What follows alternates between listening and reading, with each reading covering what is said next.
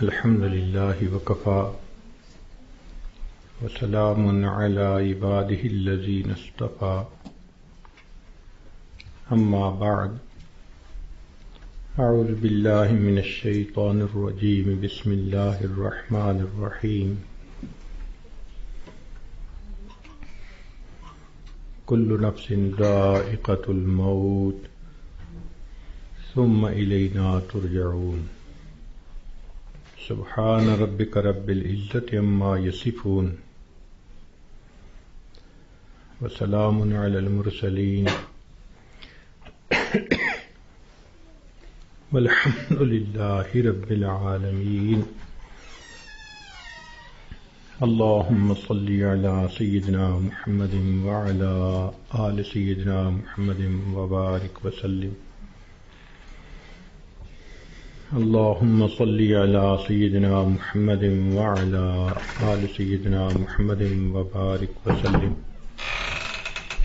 اللهم صل على سيدنا محمد وعلى آل سيدنا محمد وبارك وسلم. انسانی زندگی ہوا میں رکھے ہوئے چراغ کی مانند ہے. جس طرح ہوا میں رکھا ہوا چراغ ایک جھونکے کا محتاج ہوتا ہے، انسانی زندگی بھی ایک پل کی محتاج ہوتی ہے. زندگی کیا ہے تھرکتا ہوا ننھا سا دیا،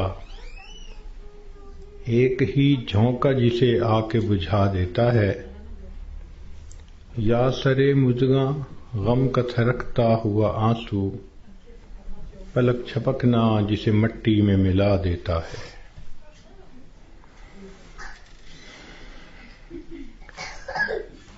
اسی لیے کسی نے یہ کہا، زندگی انسان کی ہے مانند مرغ بے نوا، شاخ پر کچھ دیر بیٹھا چہچہایا اڑ گیا.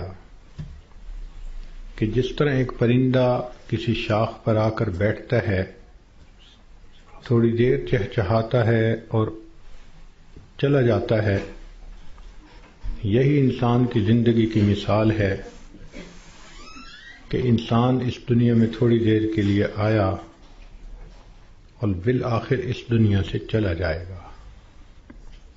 آپ نے دیکھا ہوگا کہ جب بچہ پیدا ہوتا ہے تو اس کے ایک کان میں اذان کہتے ہیں اور دوسرے میں اقامت کہتے ہیں. یہ اس بچے کو پیغام دے رہے ہوتے ہیں کہ تیری زندگی کی اذان بھی ہو گئی، تیری زندگی کی اقامت بھی ہو گئی. اب اقامت میں اور جماعت کے کھڑے ہونے میں جتنا فرق ہے اتنا ہی تیری زندگی ہے. لہذا تم اپنی زندگی اس طرح سے گزارو کہ ابھی میری نماز جنازہ قائم ہونے والی ہے. اسی لیے یہ حکم ہوا کہ تم دنیا میں ہو تو امتحان گاہ میں ہو. یہ دنیا سیرگاہ نہیں، تماشا گاہ نہیں، آرام گاہ نہیں، یہ امتحان گاہ ہے. افسوس کہ ہم نے اس کو چراگاہ بنا لیا.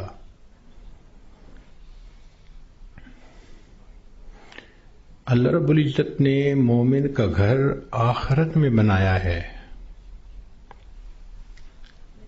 اس کا انحصار انسان کے اعمال پر ہے. چنانچہ ہر انسان کا ایک گھر جنت میں بنتا ہے، ایک جہنم میں. جب موت کا وقت آتا ہے تو اگر وہ جنتی آدمی ہے تو اس کو اس کا جنت کا گھر دکھایا جاتا ہے. اس کے دل خوش ہوتا ہے اس کو دیکھ کے، اور اسی خوشی کے عالم میں اس کی روح کو قبض کر لیا جاتا ہے. اور برا انسان جب موت کے قریب پہنچتا ہے تو اس کو جہنم میں اس کا گھر دکھایا جاتا ہے، جس کی وجہ سے اس پر ایک خوف طاری ہوتا ہے. اور اسی خوف کی حالت میں اس بندے کی روح کو قبض کر لیا جاتا ہے۔ یہ بات ذہن میں رکھیے کہ دنیا مٹی گارے سے بنی اور فنا ہونے والی ہے، اور جنت سونے اور چاندی سے بنی اور ہمیشہ باقی رہنے والی ہے۔ ایک بزرگ فرمایا کرتے تھے کہ اے دوست، جتنا دنیا میں رہنا ہے اتنا دنیا کے لیے کوشش کر لے، اور جتنا آخرت میں رہنا ہے اتنا آخرت کے لیے کوشش کر لے۔ ہماری دنیا کی زندگی تو ہے 150 سال، اور آخرت کی زندگی ہمیشہ ہمیشہ۔ امام غزالی رحمۃ اللہ علیہ نے ایک مثال لکھی ہے کہ اگر زمین اور آسمان کے درمیان رائی کے دانے بھر دیے جائیں اور ایک پرندہ 1000 سال کے بعد آئے اور ایک دانہ کھائے، پھر 1000 سال کے بعد آئے دوسرا دانہ کھائے، پھر 1000 سال کے بعد آ کر تیسرا دانہ کھائے، ایک وقت آئے گا کہ زمین و آسمان کے درمیان رائی کے یہ سب دانے ختم ہو جائیں گے، آخرت کی زندگی کبھی ختم نہیں ہوگی۔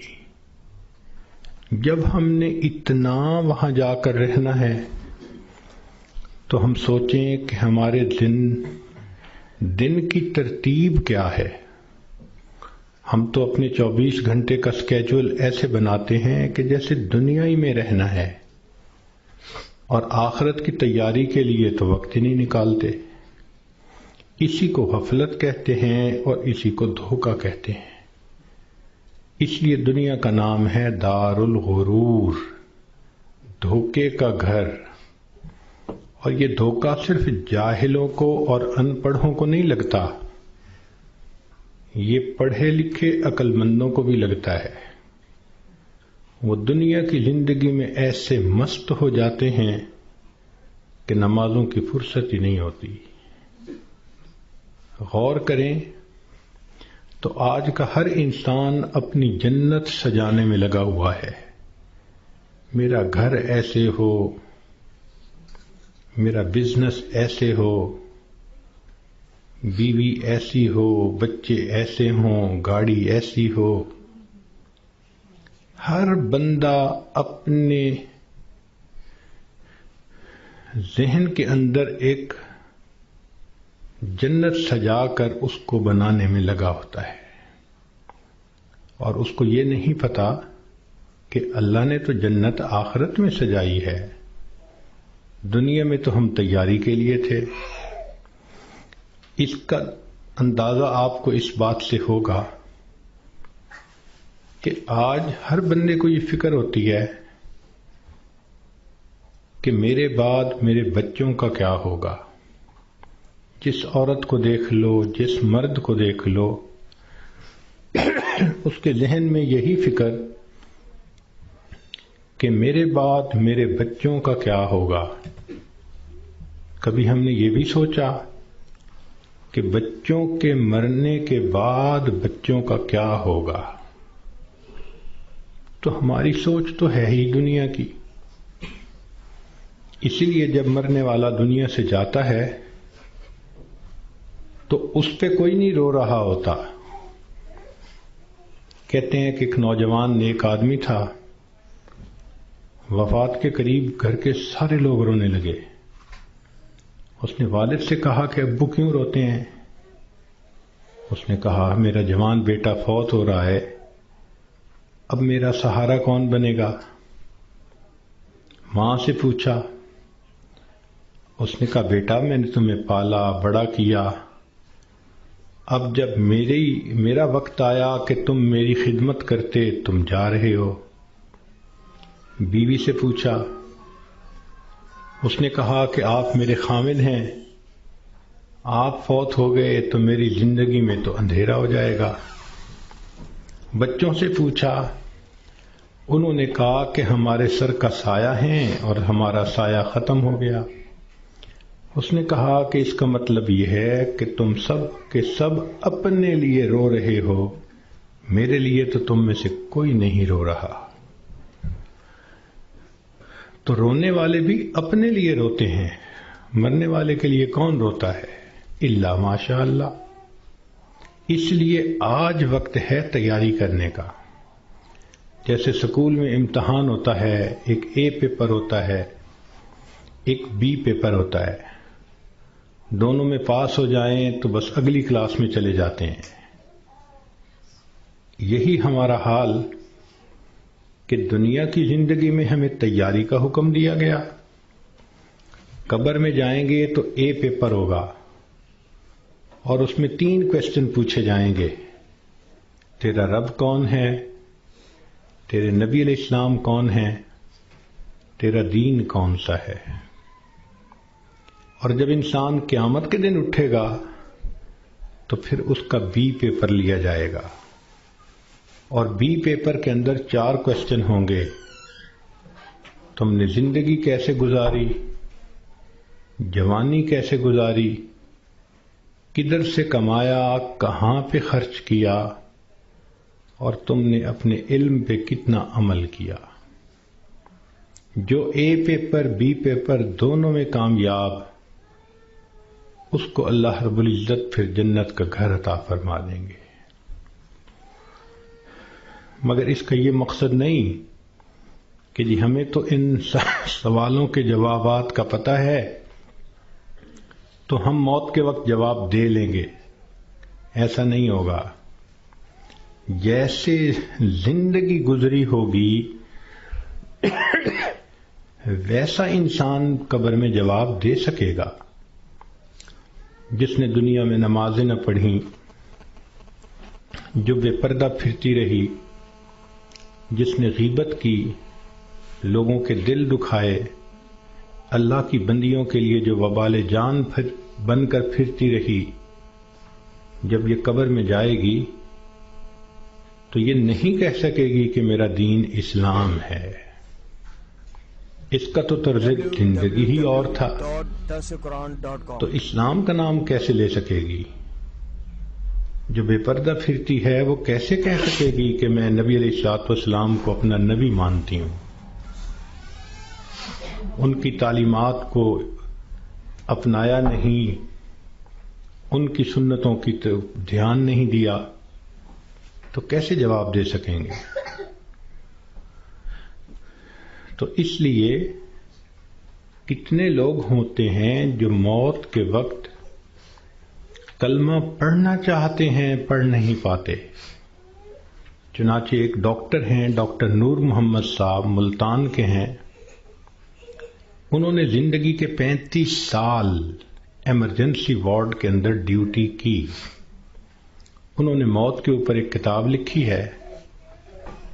اس میں وہ لکھتے ہیں کہ ایمرجنسی وارڈ میں تو لوگ آتے ہیں جو آخری لمحوں پر ہوتے ہیں اور بہت سارے فوت بھی ہو جاتے ہیں.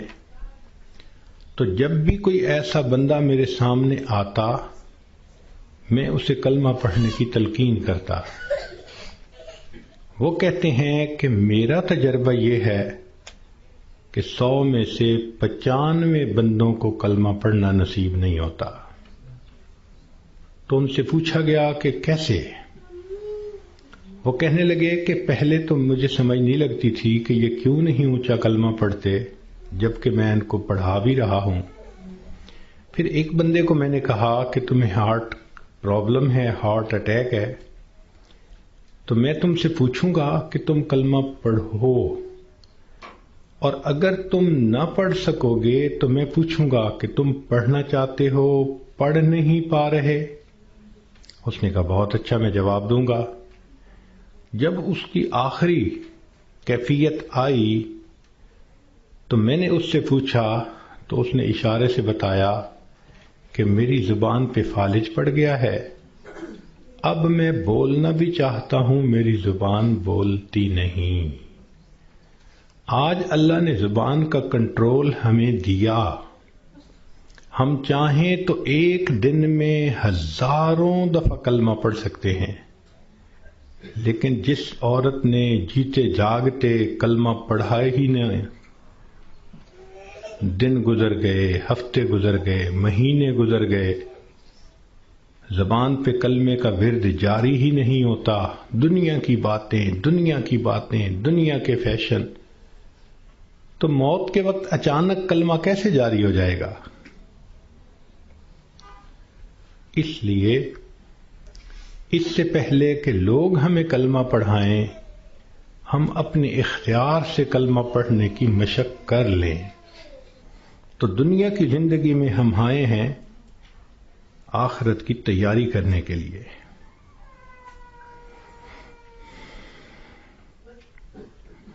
ہماری مثال ایسی ہے کہ جیسے ایک آدمی کا ویزا لگ چکا ہو اور وہ بورڈنگ پاس لے کر لاؤنج کے اندر پہنچ گیا ہو اور اپنی فلائٹ کے اناؤنس ہونے کا انتظار کر رہا ہو۔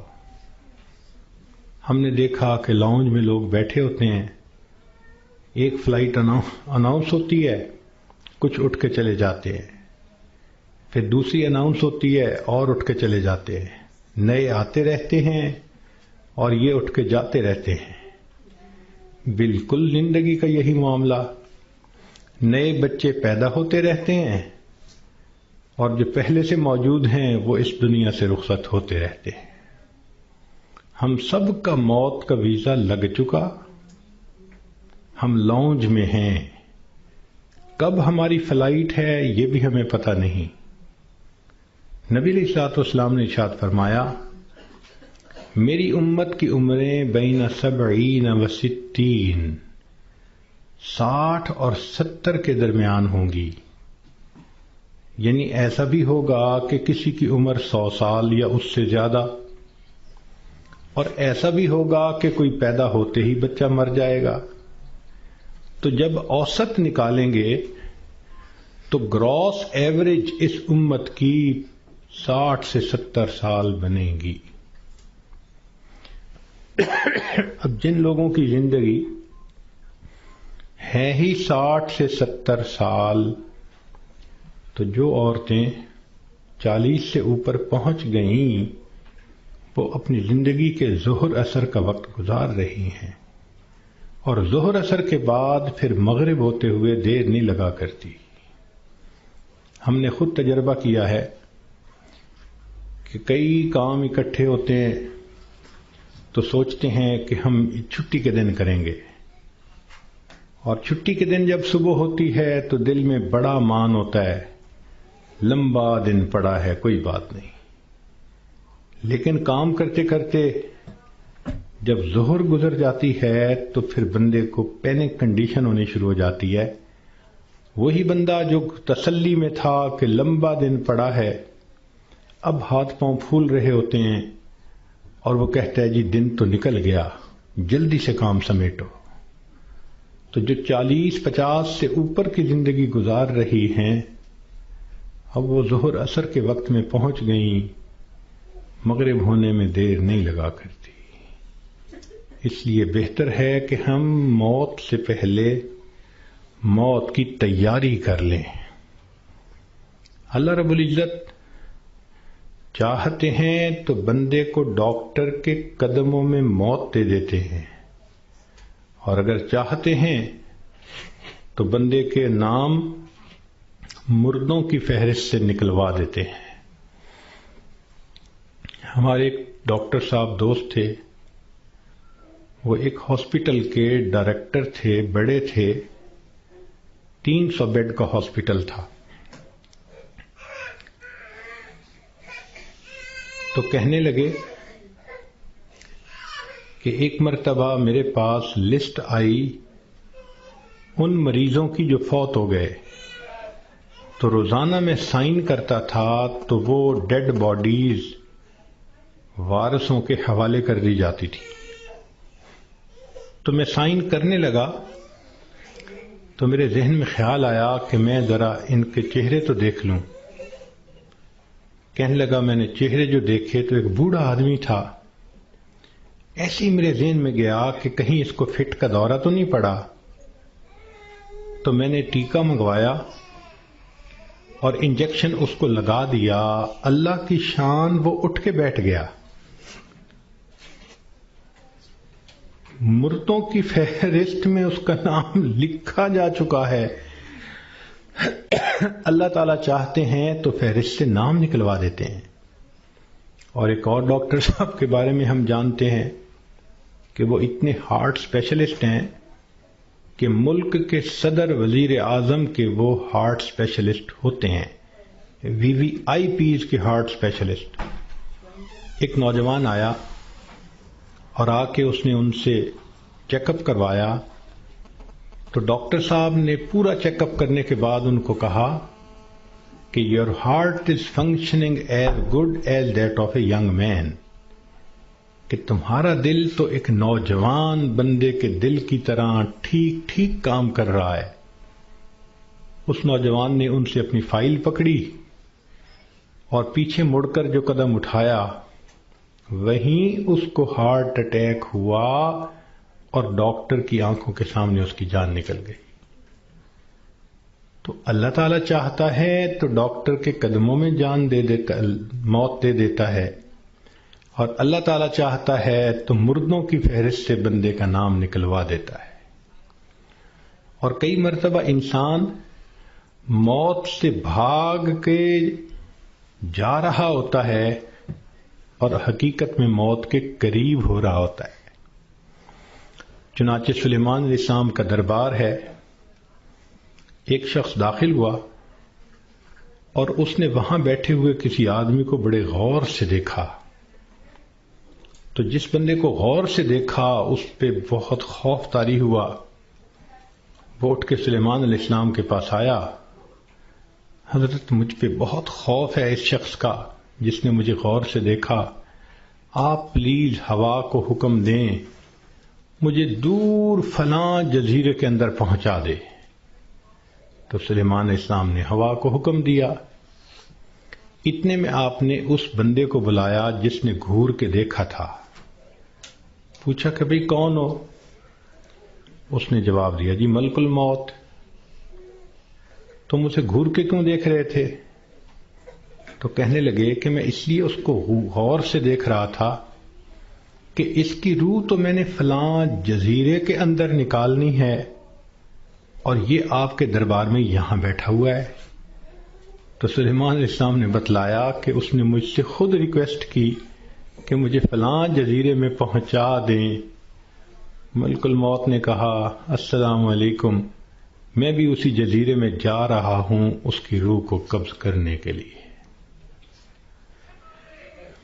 بنی اسرائیل کے 5-6 آدمی سفر پہ 7 آدمی سفر پہ جا رہے تھے. اچانک بارش شروع ہو گئی، بجلی چمکنے لگ گئی. اتنی خوفناک بجلی چمک رہی تھی کہ ان کو یہ خیال ہوا کہ آج یہ ہم میں سے کسی نہ کسی کو لے کے جائے گی. وہ ایک غار کے اندر چھپ گئے، مگر بارش بھی نہ تھمتی تھی اور بجلی چمکنا بھی نہ رکتی تھی. تو انہوں نے فیصلہ کیا کہ بھئی ایسے کرو، ایک ایک کر کے باہر نکلو، جس کو بجلی نے جلانا ہوگا وہ جلا دے گی تو باقی تو سکون کا سفر کر سکیں گے. چنانچہ ایک نکلا، بجلی چمکی مگر اس کو جلایا نہیں، وہ واپس آ گیا. پھر دوسرا نکلا، خیریت سے واپس آ گیا. تیسرا نکلا، چوتھا نکلا، 6 نکلے اور 6 کے 6 کو بجلی نے نہیں جلایا. ایک باقی رہ گیا. سب کہنے لگے کہ تو منحوس ہے، بدبخت ہے، تیری وجہ سے یہ ساری مصیبت آئی ہوئی ہے، نکل باہر. اس نے کہا میں نہیں نکلتا. سب زور لگا رہے ہیں، کہہ رہے ہیں، لڑ رہے ہیں کہ نکل باہر، وہ کہتے نہیں نکلتا. وہ ایسا وہاں پر جمع کہ اس نے کہا جو مرضی کر لو، میں غار سے باہر نہیں نکلوں گا. تو کچھ دیر کے بعد ان کے ذہن میں خیال آیا کہ اگر یہ باہر نہیں نکلتا تو ہم تو سب ایک ایک کر کے نکل چکے، چلو ہم نکلتے ہیں اور ہم سفر پہ چلتے ہیں، یہ اندر ہی رہے. جیسے ہی وہ 6 کے 6 باہر نکلے، بجلی چمکی اور 6 کے 6 کو موت آ گئی۔ اب یہ سب دھکیل رہے تھے 7ویں کو، اور ان کو یہ نہیں پتا تھا کہ موت کا وقت تو ہمارا قریب آ چکا۔ کہتے ہیں کہ 2 چور کسی گھر میں آئے چوری کرنے کی نیت سے، تو ایک بڑھیا اور بوڑھا کمرے میں سوئے ہوئے تھے۔ انہوں نے ان دونوں کو رسیوں سے باندھ دیا چارپائیوں کے ساتھ، اور دونوں کی چارپائیاں اٹھا کر صحن میں رکھ دیں، منہ پہ ٹیپ لگا دی تاکہ ہم کمرے میں تسلی کے ساتھ سامان کو کھولیں گے اور قیمتی سامان کو لے جائیں گے۔ جیسے میاں بیوی کی چارپائیاں انہوں نے صحن میں رکھیں، یہ کمرے کے اندر گئے کہ ہم چوری کرتے ہیں، اچانک کمرے کی چھت گری اور یہ دونوں چور دب کر مر گئے۔ محلے والے آ گئے، شور ہوا تھا۔ اب وہ حیران کہ میاں بیوی تو رسیوں سے بندھے ہوئے ہیں۔ ان سے پوچھا بھئی تمہیں باہر کس نے نکالا؟ ان کا ہمیں تو پتہ نہیں، ہم تو اندر سوئے ہوئے تھے۔ ان کو کھولا گیا، جب ملبہ ہٹایا گیا تو اس کے اندر 2 چوروں کی لاشیں دبی ہوئی تھیں۔ پتہ چلا کہ چور ان کو نکال رہے تھے کہ ہم چوری کریں گے، اور ان کو یہ نہیں پتا تھا کہ ہم اپنی موت کا خود انتظام اپنے ہاتھوں سے کر رہے ہیں۔ تو انسان کئی مرتبہ موت سے دور بھاگتا ہے، اور حقیقت میں وہ موت کے قریب سے قریب تر ہو رہا ہوتا ہے۔ اس لیے ہمیں چاہیے کہ ہم موت کی تیاری کریں۔ مہلت ہر ایک کو ملی ہے، کسی کو کم کسی کو زیادہ۔ اس مہلت سے جو فائدہ اٹھائیں وہ خوش نصیب انسان ہے۔ اس دنیا میں آپ کو اللہ کا منکر تو مل جائے گا، رسالت کا منکر بھی مل جائے گا، دین کا منکر بھی مل جائے گا۔ اس دنیا میں آپ کو موت کا منکر کوئی نہیں مل سکتا۔ دہریے سے دہریہ بھی ہوگا تو یہ مانے گا کہ ایک دن مجھے موت آنی ہے۔ جب موت آنی ہی ہے تو کیوں نہ انسان اس کے لیے تیاری کر لے۔ اور موت کی تیاری یہ نہیں کہ انسان جاگنگ کرے اور ویٹ لفٹنگ کرے اور ایکسرسائز کرے، نہیں۔ موت کی تیاری یہ ہے کہ انسان اپنے پچھلے گناہوں سے توبہ کر لے، آئندہ نیکوکاری کی زندگی گزارنے کا ارادہ کر لے، اور جو لوگوں کے حقوق اس پر ہیں ان سے معافی مانگ لے۔ ہم نے دیکھا کہ بسا اوقات جو بندہ بیمار ہوتا ہے اس کے ساتھ اوپر والے ظلم کرتے ہیں۔ ظلم کا کیا مطلب؟ کہ اس کو حقیقت نہیں بتاتے کہ بیماری کتنی ہے، تسلی دیتے رہتے ہیں، اور وہ جھوٹی تسلی ہوتی ہے۔ ابو ٹھیک ہو جائیں گے، امی ٹھیک ہو جائیں گی، اور وہ سمجھتے ہیں کہ ہم بڑا نیکی کا کام کر رہے ہیں۔ وہ جی بتائیں گے تو ابو کو شوق لگے گا۔ بھائی شوق تو ان کو لگے گا جب اچانک موت آ جائے گی۔ یہ بہتر نہیں کہ ان کو پہلے سے انفارم کر دیا جائے کہ جی بیماری خطرناک ہے، زندگی کا پتہ نہیں، ابو کلمہ پڑھ لیں، ابو تیاری کر لیں۔ اوپر والے ظلم کرتے ہیں بندے کے ساتھ۔ چنانچہ ایک مرتبہ میں اپنا واقعہ آپ کو سناتا ہوں۔ ایک صاحب تھے جو سیکٹری لیول کے تھے، بہت لکھے پڑھے اور بڑی ان کی تنخواہ اور گاڑیاں اور ٹیلنٹڈ انسان۔ ان کی ریٹائرمنٹ ہوئی تو وہ بیمار ہوئے تو ہاسپٹل میں تھے۔ گھر آئے تو ہم ان کی تباہ پرسی کے لیے حاضر ہوئے۔ تو جب اس کے بڑے بیٹے نے مجھے دیکھا تو کہنے لگا حضرت صاحب میرے ابو کے لیے دعا کر دیں، ڈاکٹر نے تو ہمیں جواب دے دیا ہے اور کہا ہے کہ بس ہفتے 10 دن کی بات ہے، ان کے اندر کینسر پھیل چکا۔ لیکن ہم نے ابو کو نہیں بتایا، آپ بھی پلیز ابو کو نہ بتانا۔ میں خاموش رہا۔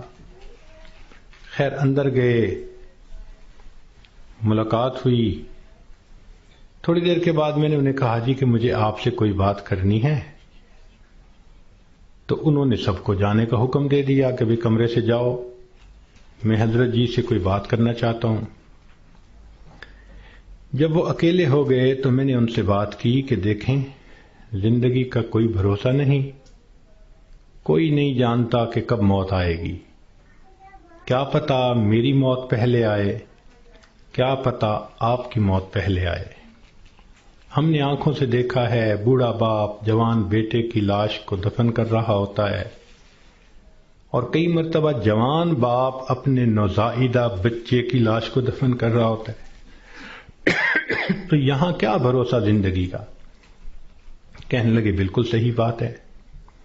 میں نے کہا کہ بات یہ ہے کہ آپ کی جو رپورٹیں ہیں ان سے پتہ چلتا ہے کہ آپ کے اندر کینسر بہت پھیل چکا، اور ڈاکٹروں نے ہفتہ 10 دن کا وقت دیا ہے، تو بہتر یہ ہے کہ آپ تیاری کر لیں۔ یہ بات سنتے ہی اس کی آنکھوں میں چمک آ گئی، اور وہ مجھے کہنے لگا کہ حضرت صاحب آپ نے سچ کہا، یہ سارے لوگ مجھے جھوٹی تسلیاں دے رہے تھے، مجھے کنفیوز کر رہے تھے۔ میرا دل کہتا تھا کہ میری بیماری خطرناک ہے، اور یہ اوپر والے کہتے تھے، رپورٹ بھی نہیں دکھاتے تھے، کہتے تھے بس ٹھیک ہو جائے گا، آپ فوراً ٹھیک ہو جائیں گے۔ تو اللہ آپ کا بھلا کرے، آپ نے مجھے بتا دیا۔ میں نے تو اب اپنے پوتے پوتیوں کو، نواسے نواسیوں کو دیکھ لیا، کتنا بندے نے رہنا ہوتا ہے، تو چلو مجھے اندازہ تو ہو گیا۔ اب یہ کہہ کر انہوں نے دروازہ کھلوایا۔ جب بیٹا آیا اور اس کو پتہ چلا کہ حضرت صاحب نے تو بتا دیا میرے ابو کو، تو وہ میری طرف دیکھنے لگے۔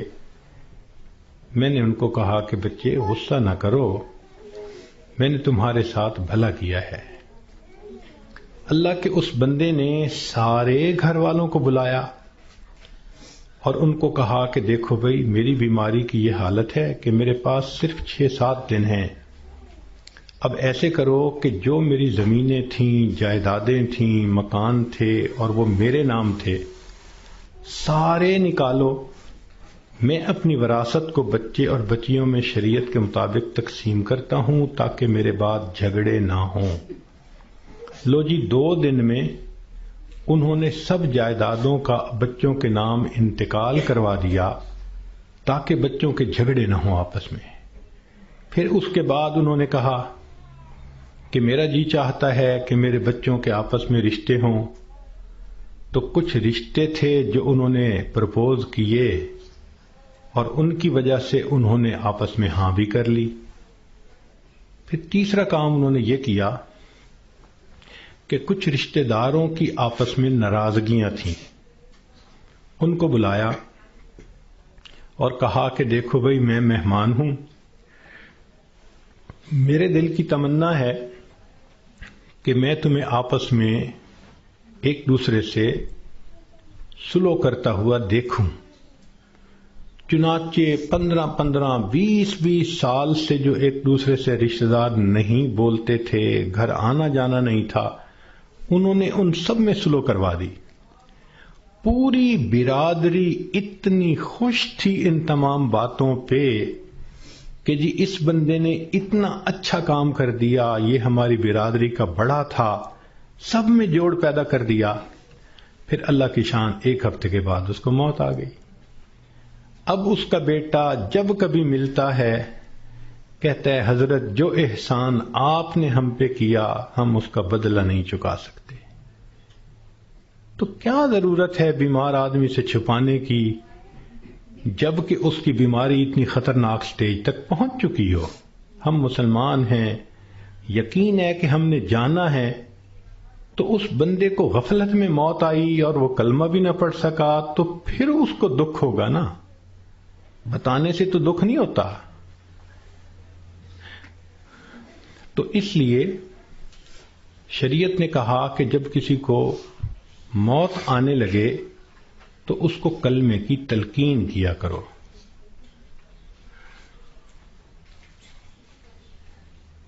ہم نے یہ دیکھا ہے کہ ادھر بندے کے آخری لمحہ ہوتا ہے اور ادھر بیوی جو ہے آگے بڑھتی ہے اور بیٹی کو کرتی ہے.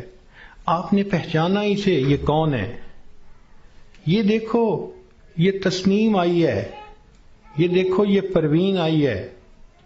حالانکہ وہ لمحہ اس بندے کے لیے اللہ کے ذکر کا وقت ہوتا ہے، یکسوئی کا وقت ہوتا ہے.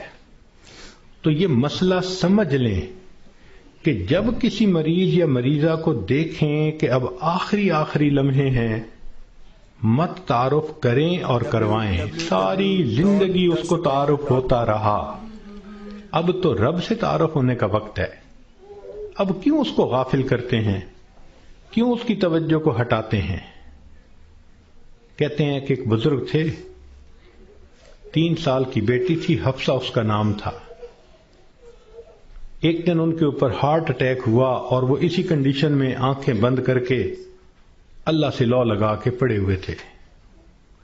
وہ حفصہ آئی اور دستور کے مطابق چارپائی پر چڑھی، ان کے سینے کے اوپر لیٹ گئی اور ان کی آنکھیں کھولنے لگی، باتیں کرنے لگی.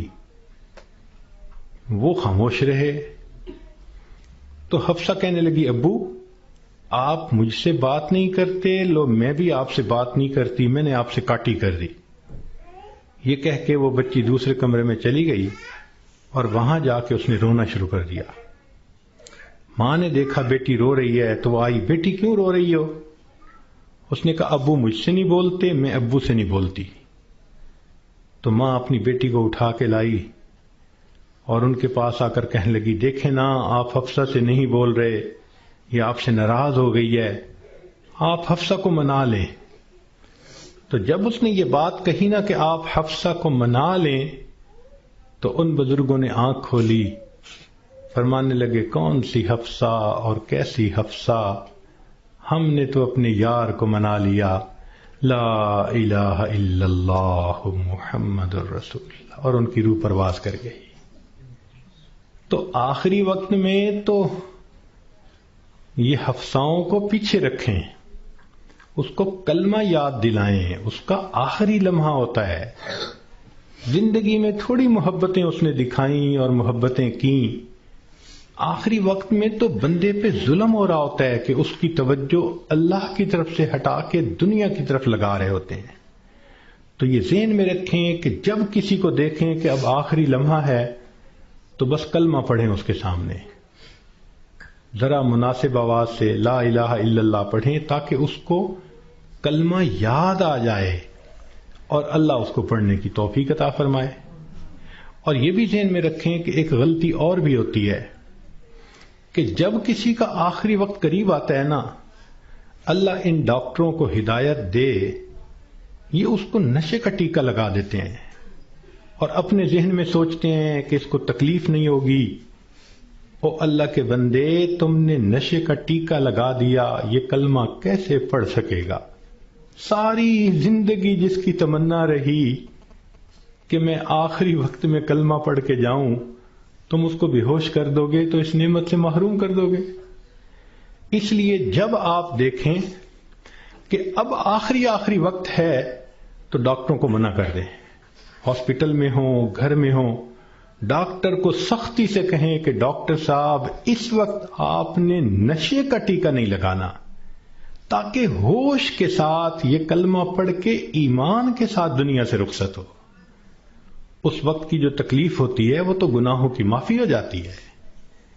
تو یہ بھی غلطی ہو جاتی ہے، اس کا بھی بڑا خیال رکھیں.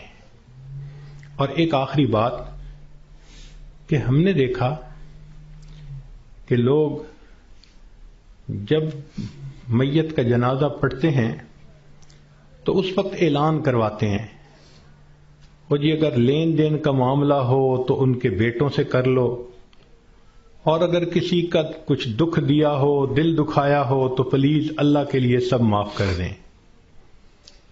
تو پہلی بات تو یہ بتائیں کہ جن کا اس نے دل دکھایا کیا وہ اس کا جنازہ پڑھنے آئے ہوں گے؟ اور دوسری بات کہ اگر اس نے رشتہ دار عورتوں کا دل دکھایا تو عورتیں تو ویسے ہی جنازہ پڑھنے نہیں آتی. تو موت کے بعد اعلان کروانے کا اتنا فائدہ نہیں. لطف اور مزہ تو یہ ہے کہ زندگی میں یہ معافی مانگے. کم لوگ ہوتے ہیں جو اپنی زندگی میں لوگوں سے معافی مانگ لیتے ہیں. ہمارے ایک بزرگ تھے، سفید ریش ہو گئے تھے. ان کی ایک خوبصورت عادت تھی، وہ جس کسی سے ملتے تو الوداع ہوتے ہوئے فرماتے، آپ کے تو میرے اوپر بہت حقوق ہیں، میں کمزور ہوں، ادا نہیں کر سکا، آپ مجھے اللہ کے لیے معاف کر دیں. شریعت کہتی ہے کہ جب کہنے والے نے یہ کہا اور سننے والے نے آگے سے مسکرا دیا تو بس اس نے گویا معاف کر دیا. وہ ہر کسی سے معافی مانگتے تھے، بڑے سے بھی، چھوٹے سے بھی، ہر کسی سے.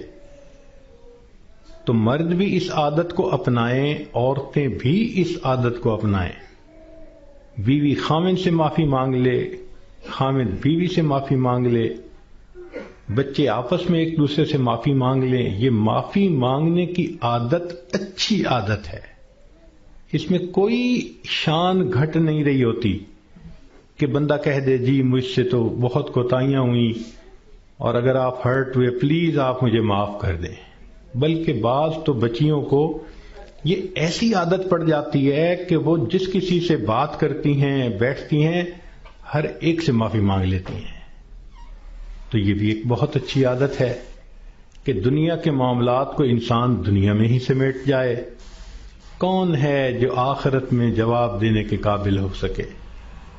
تو آج وقت ہے تیاری کرنے کا، اور اس کو کہتے ہیں موت کی تیاری، کہ انسان گناہوں کو چھوڑے، نیکیوں کو اپنائے، زندگی شریعت کے مطابق بنائے. جتنے دل لوگوں کے حقوق میں کوتاہی کی، غیبت کی، دکھ دیا، ان سب سے معافی مانگ لے. جس بندے نے ایسا کر لیا اور اپنی توجہ کو اللہ کی طرف کر لیا، اس نے گویا اپنی موت کی تیاری کر لی. اب جب موت آئے گی اس کے لیے خوشیوں کے دروازے کھلتے چلے جائیں گے. تو ہمیں چاہیے کہ ہم موت کے لیے تیار رہیں. ہمیں نہیں معلوم کہ ہمیں کس حال میں موت آئے گی. میں اپنی بات کو ذرا سمیٹنا چاہ رہا ہوں. امید ہے کہ آپ توجہ سے بات سنیں گی. کہ ایک شخص کو دشمنوں نے قتل کیا اور نہر میں پھینک دیا، اور اس کی لاش پانی کے اندر کئی دن ڈوبی رہی. جب وہ اوپر آئی سطح پر تو اتنی پھول گئی تھی کہ بندے کی پہچان ممکن ہی نہیں تھی، شکل ہی بدل گئی تھی. پولیس والوں کو پتہ چلا، انہوں نے آ کے لاش نکالی، اور جب دیکھا کہ پہچان ہی نہیں ہوتی تو انہوں نے قریبی بستی والوں کو بلایا اور کہا کہ بھئی اس کو نہلا دو، کفنا دو، مسلمان تو ہے. چنانچہ امام صاحب نے کہا کہ جی میں نہلا تو دوں گا، میرے پاس کفن کے پیسے تو نہیں ہیں، مجھے کفن کے پیسے دے دو. ایک بندے نے کہا کہ جی اعلان کر دو. ذرا سنیں، مسجد میں اعلان ہوا، بھائی لاوارث نعش ہے، کفن خریدنا ہے، چندہ لاؤ.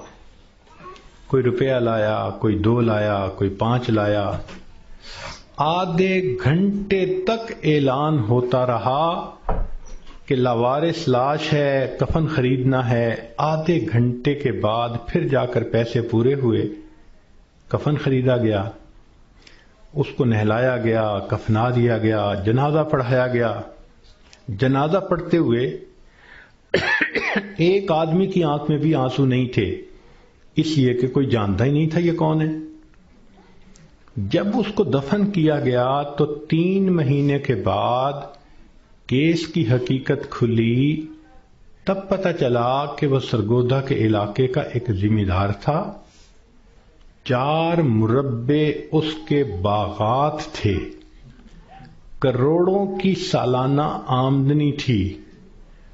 کوئی 6 کروڑ روپیہ اس کے بینک بیلنس کے طور پہ موجود تھا اور اس کے 4 جوان العمر بیٹے تھے. اس لینڈ لارڈ نے کبھی سوچا بھی نہیں ہوگا کہ میں کروڑوں پتی بندھا جب دنیا سے جانے لگوں گا تو چندے کا کفن لے کے جاؤں گا. اس کو کہتے ہیں وارث مان نہ کری وارثاں دا رب بے وارثا کر مار دئی. کہ وارث تم اپنے وارثوں کا مان نہ کرنا، اللہ بندے کو لاوارث کر کے مار دیتے ہیں. ہمیں کیا پتا کس حال میں موت آئے گی. آج وقت ہے اس موت کی تیاری کرنے کا. اس لیے امام غزالی رحمۃ اللہ علیہ فرماتے ہیں اے دوست تجھے کیا معلوم کہ بازار میں وہ کپڑا پہنچ چکا ہو جسے تیرا کفن بننا ہے. ہم نہیں جانتے کب ہمارا کفن بازار میں آ جائے گا. لوگ یعنی شادی اور بیاہ میں مشغول ہوتے ہیں اور ان کو نہیں پتا ہوتا ان کے کفن کا کپڑا پہنچ چکا ہوتا ہے. اس لیے چاہیے کہ ہم موت کی تیاری کریں، نیکی کریں، جھوٹ کی زندگی سے بچیں، سچ کی زندگی کو اختیار کریں، نبی علیہ السلام کی ایک ایک سنت کو اپنائیں تاکہ موت کے لیے ہم بھی تیار رہیں. کیا معلوم کب جانا پڑ جائے. ہمارا حال تو وہی ہے کہ بارات پہنچ گئی تھی اور لڑکی والے لڑکی کے کان سلوانے گئے ہوئے تھے کہ جی ہم نے کانوں میں بالیاں ڈالنی ہیں. جیسے اس لڑکی والوں کو شرمندگی ہوئی وہی حال ہمارا ہے کہ ملک الموت پہنچ جائیں گے اور ہم نے ابھی تیاری ہی نہیں کی ہوگی. ہم نے کتنی بار آنکھوں سے دیکھا جوان العمر بیٹا چارپائی کے اوپر لیٹا ہوا ہوتا ہے، ماں آگے بڑھتی ہے بیٹے تجھے کیا ہوا مجھے بتاؤ تو صحیح. بیٹا خاموش ہوتا ہے.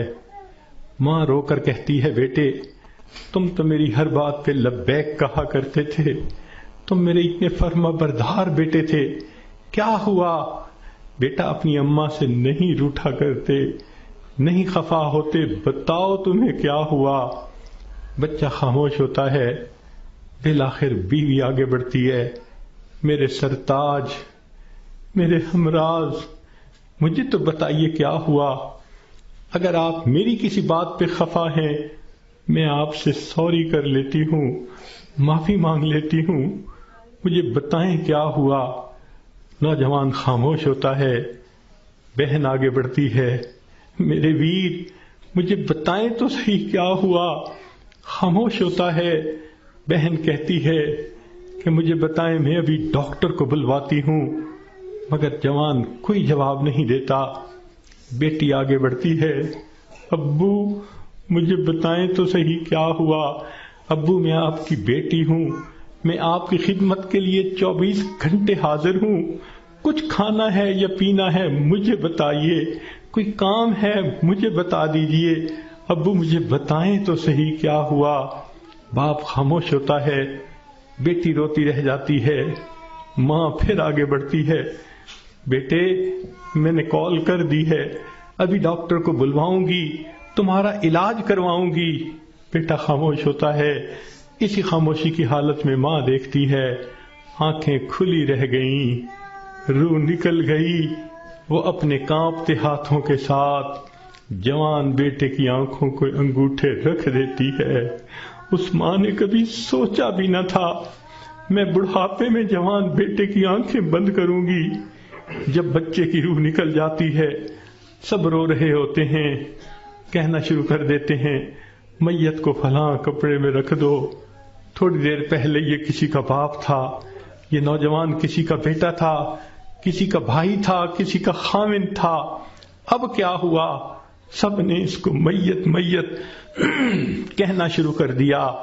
تو جواب ملے گا اصلی انسان تو چلا گیا، یہ اس کا جسم باقی ہے، اس کو بھی ہم اس کے اصلی گھر پہنچائیں گے.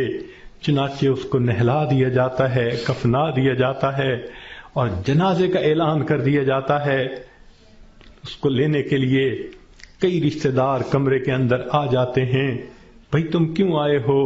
ہم اس کے اصلی گھر پہنچانے کے لیے، بھئی یہ گھر بھی تو اسی کا تھا، اسی نے پلاٹ خریدا، اسی نے نقشے بنوائے، اسی نے کمرہ بنوایا، اسی نے یہ مکان بنوایا، ماربل لگوایا، کہاں کہاں سے فرنیچر ڈھونڈا، کہاں کہاں سے بجلی کی فٹنگ خرید کے لایا، ابھی تو دیواریں بھی میلی نہیں ہوئی، تم اس کو لینے آ گئے ہو۔ سب کہیں گے یہ تو عارضی گھر تھا، اصلی گھر تو آگے ہے، 2 گز زمین کا ٹکڑا، چھوٹا سا تیرا گھر ہے۔ سب اس کو کندھوں پہ اٹھا لیتے ہیں، رشتہ دار جمع ہیں، سب قبرستان تک پہنچ جاتے ہیں، جنازہ پڑھتے ہیں، پھر قبر میں اتارنے کا وقت آتا ہے۔ شریعت کا یہ حکم ہے کہ جو قریب ترین رشتہ دار ہو وہ قبر میں اتارے۔ ہم نے اپنی آنکھوں سے یہ منظر دیکھے، جوان بیٹے کو باپ قبر میں اتار رہا ہوتا ہے، بھائی کو بھائی قبر میں اتار رہا ہوتا ہے۔ اللہ کی شان، یہ تو شریعت کی مہربانی ہے، اس نے عورتوں کو منع کر دیا کہ تم جنازے میں اور قبرستان میں مت جاؤ۔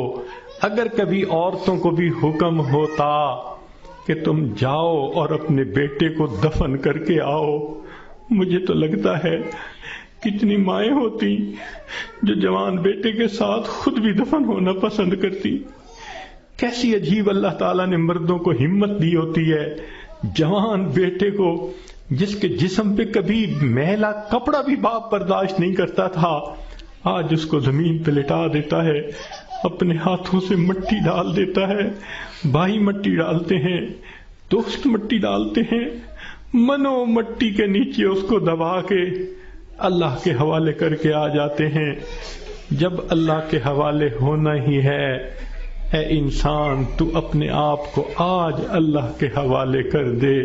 اللہ میں اپنے آپ کو آپ کے حوالے کرتی ہوں، جو آپ کا حکم ہوگا میں اس پہ چلوں گی، جو گناہ ہوگا میں اس سے بچوں گی۔ آج حوالے کریں گے تو اس کا فائدہ ہوگا۔ چنانچہ انسان کو بالآخر اللہ کے حضور جانا ہی ہے۔ حضرت علی عنہ فرمایا کرتے تھے، موت کی تکلیف کینچیوں سے کتر دینے سے زیادہ سخت ہوتی ہے، موت کی تکلیف دیگ میں بھون دینے سے زیادہ سخت ہوتی ہے۔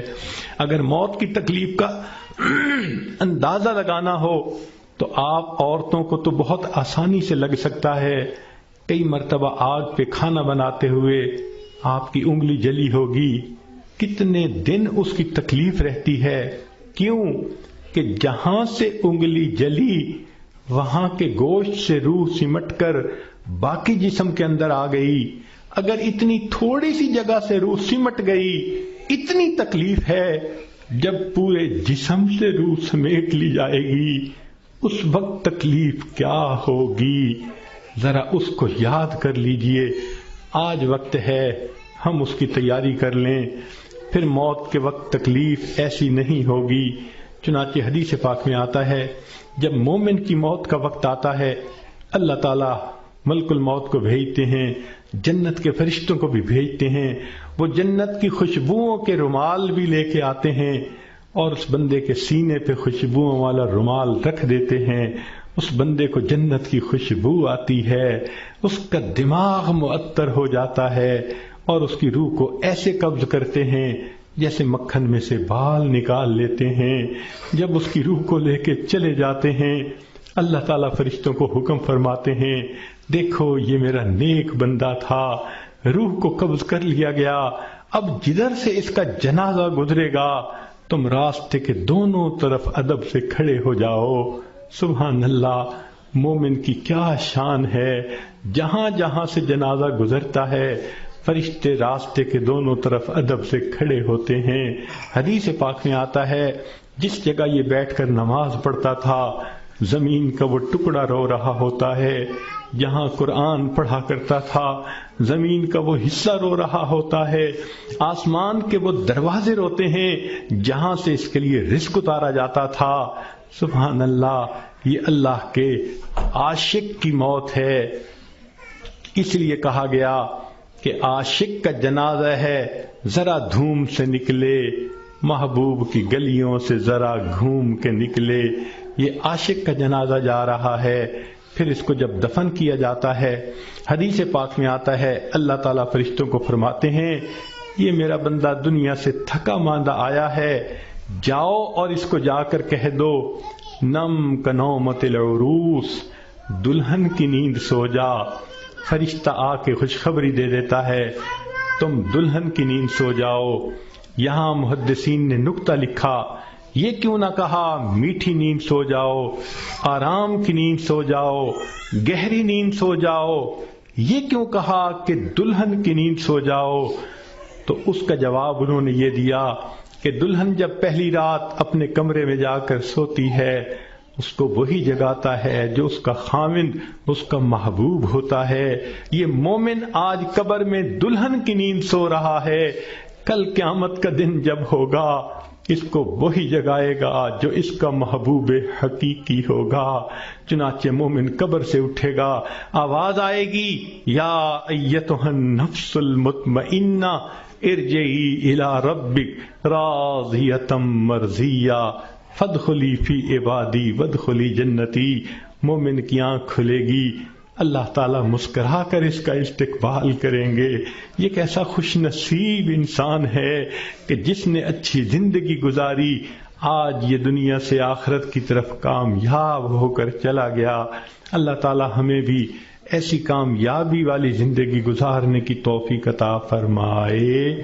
وآخر دعوانا ان الحمد للہ رب العالمین۔ www.darsequran.com